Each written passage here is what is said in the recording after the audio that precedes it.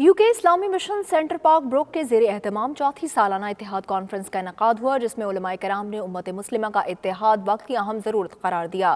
مزید دیکھیں گے برمنگھم سے عابد کاظمی کی رپورٹ میں۔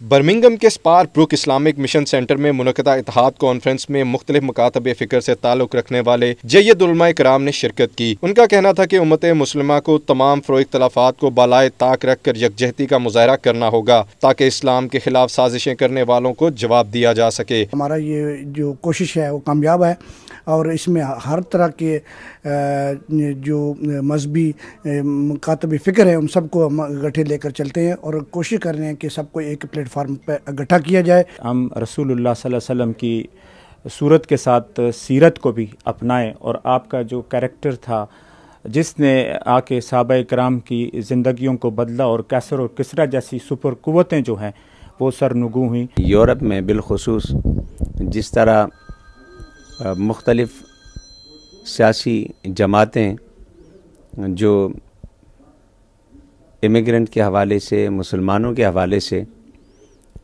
بہت مختلف موقف رکھتی ہیں، ان کا زور پکڑنا یہ ہمارے لیے ایک الارمنگ سچویشن ہے۔ ہماری کوشش یہ ہوتی ہے کہ اب جتنے بھی مسلمانوں کے اسکول آف تھاٹ ہیں ان کو ہم جمع کریں اور ڈفرینسز جو ہیں وہ ختم نہیں ہو سکتے تو کم از کم وہ کم ہو جائیں اور امت جو ہے وہ یونائٹ ہو جائے، یہی ہماری بنیادی جو ہے وہ کوشش ہے۔